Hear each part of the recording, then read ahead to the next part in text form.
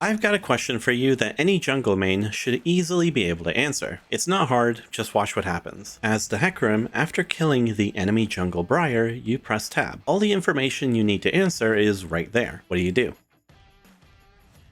Obviously, the correct answer here is to take the free dragon while you can. Well, that is the correct answer in like 95% of cases, but this is a niche situation where it's correct to go to Gromp instead. I promise you that if you didn't notice why it's wrong to go to Dragon here, this video is going to help you more than anything else you'll ever watch. I'm Hector, and I've been a Challenger jungler since Season 3, and in this guide, I'm going to be teaching you the #1 concept you need to improve as a jungler that's going to let you stomp low elo and is the foundation for jungling all the way to Challenger. Now, it's my firm belief that jungle is the easiest role to both learn and climb on, but unfortunately players are held back a lot because it's also the easiest role to get lost in and make game-losing mistakes on. And I think this is due to a long-term misconception. The problem is most junglers are told they're playing the decision-making or strategy role of the game. But truth be told, jungle hasn't been that for years, and I mean years. Riot made sure of that by slowly nerfing the skill out of the role so it's way more accessible to the average player, and yet no one wants to play it anyway, so what was the point, right? The misconception that junglers need to make good decisions or have good strategy or macro or whatever is actually where I think most players go wrong. This is because you end up tunnel visioning way too much on making the correct macro play, and it makes your life so much harder than it needs to be. I know that sounds kind of dumb from an educational guide that you shouldn't care about making good choices, but trust me, I'm going to explain this with a simple visual. However, this requires you to learn the full picture. As I introduce this new concept, please keep in mind that you may disagree with a lot of what I'm saying at first, but as you watch, you should slowly start seeing the whole picture, finally letting you understand how Challenger junglers actually play the game. Okay, I'm going to try to explain this with a simple visual, so just bear with me for a second. You want to play jungle by following something I'm going to call string theory. I know, clever name, right? I want you to imagine the entire game as a long piece of string. And what you're trying to do is decorate it with,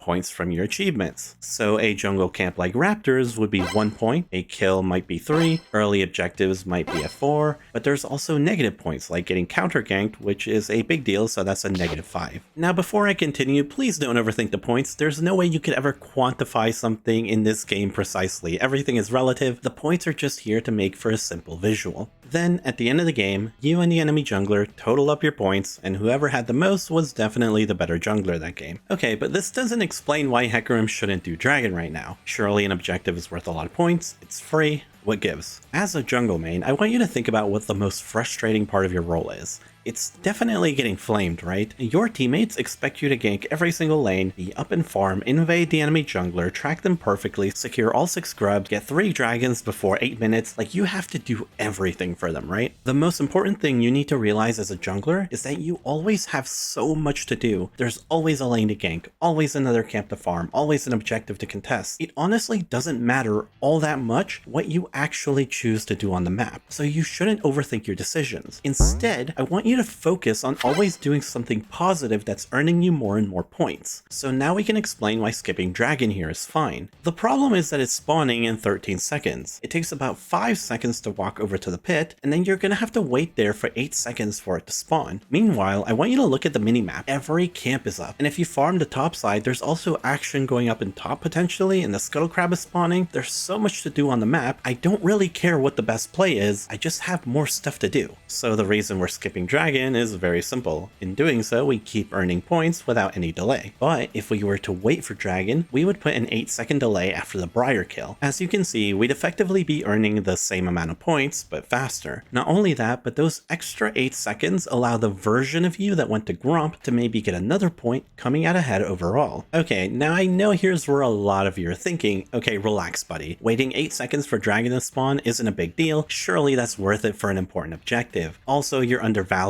Dragon because securing it would be worth way more than full clearing your jungle, so this visual doesn't even make sense, blah blah blah blah blah. Okay, I'm going to give you that. Let's say that's your argument and you're right. Doing Dragon here is correct. I undervalue it, whatever you want to say, you're right. I should do Dragon. Even if taking Dragon is the correct call here, I promise you almost every single Challenger player would just go to Gromp on pure autopilot. And it's because of a very simple simple reason. If you go to dragon, here's the type of player that you are. Oh, you know, waiting 8 seconds to secure this dragon is totally worth it. Later into the game, oh, you know, I see the enemy jungler pathing bot side. My bot lane looks a bit diveable. I'm gonna shadow them for 20 or 30 seconds to make sure they're okay. That way the game doesn't spiral out of control. Oh, look at this top wave. It's bouncing back towards my teammate and Malphite almost has ult. I should suboptimally path over there because it's the correct macro play and Jace is their win condition, so if I shut him down, oh, here I'm wasting more time. Oh, to make the correct call, I'm wasting more time. And you do this the entire game, and that is why you suck at jungle, because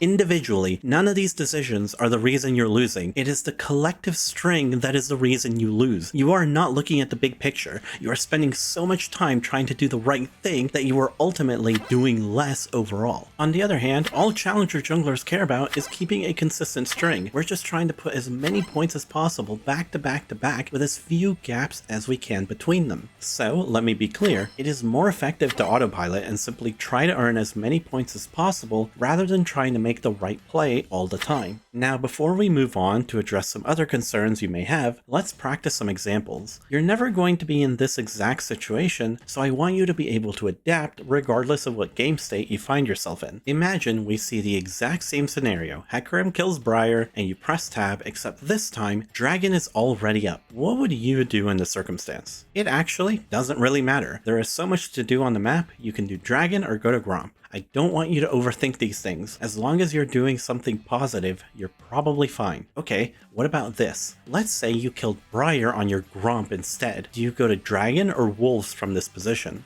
The answer is to go to Wolves. I want you to always consider the walk time you have between you and the next points you're trying to earn. Just for the sake of reusing this stupid visual I've come up with, here's what that would look like. Going from Gromp to Dragon is a very long walk, but not only that, you then have to path back towards your Wolves. This is a ton of time wasted. In fact, I'm going to show you the enemy Briar making this exact same mistake. Since as Hecarim I skipped Dragon earlier and just went to top lane, Briar notices me killing her Warwick. Here's where that little devil on your shoulder ends up telling you, hey, when you see the enemy jungler on one side of the map, you really need to cross map and make a play on the other side. If you thought that voice was cringe, let's put a timer on and watch what she does instead. Rather than doing the wolves in front of her, she goes all the way over to Dragon. We're gonna pause the timer while she actually kills it, since that's obviously not a waste of time, but we can resume it afterwards as she goes all the way back to Wolves. This Briar just spent around 45 seconds doing nothing. 45 seconds to make the correct macro decision. I am begging you to ignore that little wannabe 200 IQ devil on your shoulder. Instead, listen to the little angel telling you how to actually play the game. He knows a thing or two about climbing. Now, before I continue, I have realized over the years that telling people to play this way doesn't immediately work out for them. The most common feedback I've gotten when I tell people to implement this playstyle is that they feel like they're doing nothing. They just feel like they're always farming camps and not really ganking or doing objectives nearly as much as they should. The reason low elo junglers don't get the full value out of playing this way is because you're so slow that you can't feel how good this type of playstyle should be. Even when I'm playing a slow and clunky champion like Mordekaiser in the jungle, I am so much faster than you are on a smooth champion like Lilia. I am just all over the map, ganking and farming everything constantly, and that is because almost every low elo jungler is so slow at moving across their jungle. I'm aware that a ton of junglers look up guides for their initial clear, but I've always found that a bit funny. These guides save you like 10 seconds at most, only at the beginning of the game, and that is it. It's nice to learn your first clear, but what I've noticed over the years is that low elo junglers sometimes have a decent first clear, but after that they look completely lost and they cannot clear their jungle at all. Why? I don't know what to fucking do in these situations. What you actually need is to learn the logic for how to clear your jungle quickly the entire game, no matter how fed you are or what the game state is. At Skillcapped, we have an entire course that teaches you everything you need to move across the map like a challenger. Here's a short snippet of it. Well, it's obvious she had an insane amount of dead time walking to Gromp. Let's review the important concepts required to fix this poor play. Number 1, considering all your damage sources. Number 2, not wanting to overkill camps. And number 3, reducing dead time either through mobility or a leash spell. As the wolves drop to around 1100 health, Diana's Q is coming back up, which is technically her mobility spell since it's tied to her E. As a jungler, it's always ideal when your mobility spell is coming up as you finish a camp so you can use it to move to the next. So as Diana at this moment, she should really want to save her QE to go towards Gromp. Because the wolf is at 1100 health, she could have let her red buff and pet damage drop it below 900 health, used Smite, and that would have allowed her to have a perfect transition to Gromp. If after this video you want to properly use the playstyle I'm talking about, you need to watch this course to really pop off with it. I promise you that the string theory mentality with the jungle clearing skills in this course will make you infinitely better at jungle. If you're interested, sign up with the discount link below after the video. Now, as I kind of hinted at earlier, there is a flaw in everything that I'm saying. It sounds like I'm telling you to just do what's in front of you at all times, and that adapting your decisions doesn't really matter. That's basically it, yes. So a counter argument that you might be thinking is that you're unlikely to find big plays unless you're willing to commit time and resources into getting them. For example, let's say you notice the enemy jungler pathing bot side. You have the winning 3v3, so instead of doing the camps around you, you sprint down the bot, and there you turn the gank around, resulting in 3 kills. Although there is this gap in point generation in your string, you made a massive play, earning you more than enough points to be worth it. That is honestly a fair argument, but let's take a look at another game to see why I personally disagree with that logic. This Warwick invaded the enemy Amumu and got pretty lucky with a solo kill. That's a great start to the game. Now he just needs to convert his lead into a meaningful advantage. He bases and farms Krugs in red, and then has a brilliant macro idea. Amumu is 100% on his bot side camps. Not only that, but bot lane looks extremely volatile. This is very similar to what we just discussed. If Warwick camps this brush, Amumu will come and it's going to be the perfect counter gank play. Everything is actually going according to plan. The counter is working and... oh wait, the Cassiopeia is here. The entire play falls apart and the game is doomed again. I'm going to sound a bit harsh here, but it's a truth I want you all to understand. You are not good enough to read the map and make accurate macro decisions all the time. For starters, you have an average understanding of jungle at best. It's a no-brainer, you're not a challenger player, so expecting yourself to be able to make great decisions as a jungler all the time is obviously ridiculous. So yes, sometimes you're going to make a huge play and you'll earn a ton of points because you read the map correctly, but you're just as likely to misread the map and either get nothing or be countered instead. On average, you're not coming out nearly as ahead as you think you are. 2. Even if you did understand jungle perfectly, I guarantee you don't know how the other roles function, so trying to get an accurate map read based on multiple roles is just not happening, especially because lower elos are random. You can't predict how your teammates or your opponents are going to play reliably. Everyone is clueless, so how are you supposed to read the map consistently? And 3. This requires you to have insane map awareness and the ability to process all of that information quickly. I can barely do that, so I know that you definitely can't. There are so many variables in the game, you're likely going to miss something just like this Warwick did. Consistency is how you climb, so sometimes your play works and sometimes it doesn't. On average, you're doing nothing. Now, I'm not telling you guys to never try to read the map and try to make smart plays. What I'm telling you is that the whole point of the string theory visual is to get you to understand just how bad it is to have massive gaps in between your actions. I just don't want you to go out of your way to do something clever. I want you to do it when it's not going to mess up your string of point generation. But the most important thing of all is that you're still going to have big impact in every game, even if you don't go out of your way to make a play. And this is because solo queue is really stupid. You're going to find high value plays by simply existing on the map. In this instance, I'm doing Gromp and the enemy bot lane duo is pushing for no reason. So I just walk over there and score a double kill. I didn't plan this, I didn't do some macro decision to do this, it just appeared before me. Or in this game, I was doing Raptors, and then I was planning on just doing Scuttle and the Dragon since that was close by to me. Wait a minute, the enemy bot lane is trolling, another high value play out of nowhere. See, you don't need to go out of your way to make big plays. The enemy bot lane duo is going to do that for you. As I've shown you, kills and objectives are going to happen naturally, as long as you just move around the map to high traffic areas. Like I mentioned earlier, the idea that spending time and resources to make a high value play is all fine and good, and you think this is what you should do in theory to climb, but in reality, everyone in solo queue is so stupid, especially bot laners, you will naturally find high value plays even when trying to maximize your point generation, so you don't need to go out of your way to make it happen. Basically, don't try to be like this Warwick. He threw away the entire game just trying to be clever. Okay, now we're gonna get into the nuanced part of things because solo queue is never quite that simple. But first, let's review what we've learned. 1. Your main goal in solo queue is simply to prioritize doing the most you can rather than trying to overthink and make strategically correct plays. And 2, to achieve this, you want to think about the way you'd path in between those plays. You want to limit as much dead time from walking or waiting for camps or objectives to spawn. The most important thing about jungling is trying to cycle your camps properly in between every high point generation you're trying to go for. So if I'm trying to go for a higher point type of play like ganking or diving top lane, then I want to reduce the amount of dead time I have by cycling my camps as I path up there. This way there's no gaps in my point generation, leading to consistent results. But your camps don't always line up perfectly with your pathing. Let me show you an example. Here I'm playing Zyra and I'm coming out of base. I notice that the enemy Warwick is playing very aggressively. A gank seems in order, but there's a couple of things to consider. First, my top laner is low and they're playing, well, Kayle. That's not a lot of gank follow-up. 2, I also have to assume Warwick has warded since he has priority. And not only that, but my Gromp is spawning soon. So what do you think? Should I help top here or not?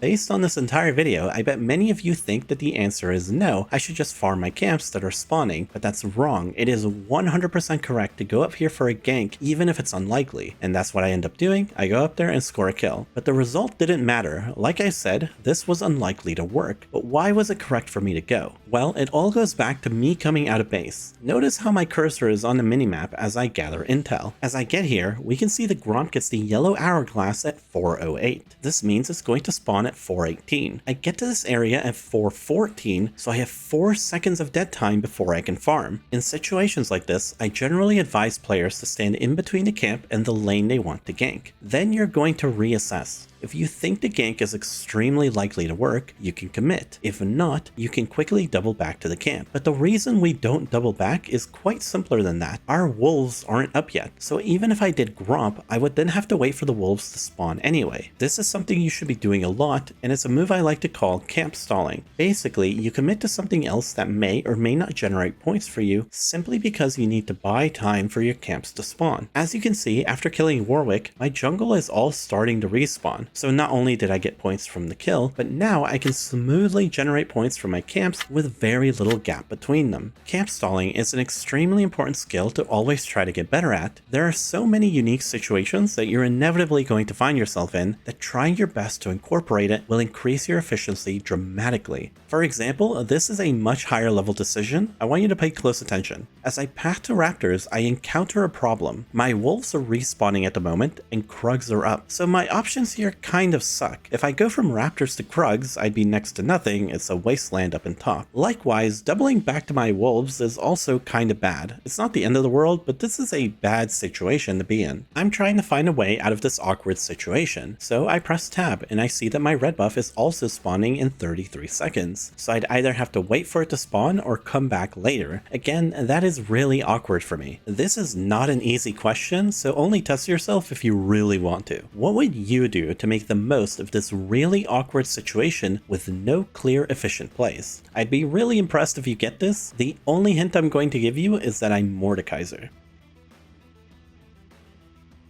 I want you to think about recalling as an investment for a jungler. You momentarily slow down your point generation, but it increases the pace at which you move across the map because you get more damage and movement speed from your items. Because there's always so much to do on the map all the time, like defending mid here for example, I know a lot of low elo players struggle with justifying recall timers like this, but I want you to know that basing for items is really OP in League. I had a big spike for Mordekaiser in base, but more importantly, this was also a solid camp stalling maneuver. I get my base in, I go to Krugs, and now my red has respawned by the time I'm here. I'm being really efficient right now. So not only am I farming extremely fast, but I'm also out on the map on a big spike, ready for any stupid solo queue play that I find along the way. I hope you can see that string theory is technically a simple concept, but applying it properly can be quite difficult. At first, it may sound like I'm telling you to just AFK farm like people usually tell you to, but that's not it at all. It's about maximizing uptime, not AFKing the whole game. I'm not teaching you some get elo quick scheme. Knowing how to properly adapt to the countless random situations you'll find yourself in takes effort. This has a high learning curve, but I promise you it is by far the most important thing you can work on. But now let's talk about another problem you're probably going to encounter. Sometimes there's nothing you can do and you're just going to find really awkward moments in the jungle. For example, as I pass out onto the map as a Mumu, I noticed that my raptors have been stolen. My Kassadin also dies in mid, so I can't gank that lane anymore. My topside camps are also down right now, and I see Mordekaiser leaving my bot side jungle, meaning Red and Krugs are definitely gone too. You're obviously going to have awkward moments like this where you're like, what should I do? By the way, as a fun side note, this was especially awkward because of the hourglass bug that camps sometimes get. I was the one who killed my own wolves earlier, and you're supposed to get an hourglass 1 minute before they actually spawn, obviously. This is the most frustrating jungle bug in the game. I didn't know they were spawning soon, they just popped up without the notification. Why is this not fixed? It would have made things so easy for me here. I'm almost tempted to download this disgusting Blitz app for the jungle timers, but I just have too much pride to do it. In any case, like I said, you're sometimes going to find yourself in awkward positions. There's nothing to farm, nowhere to gank, what do you do now? Every one of us wants to avoid the walk of shame to a camp on the other side of the map. It's all about string theory, my friends. I have chosen this stupid string visual for a very specific reason. Think about it. The whole goal you have is that you want to acquire more points than your opponent. So far, we've discussed only your own point generation, but obviously the enemy jungler also wants to achieve this. Here's a super exaggerated example. Imagine that in a 30-minute game, the enemy jungler only generated 3 points and you only got 5. Even though you both basically did nothing all game, you had way more impact than they did. So think about it like this.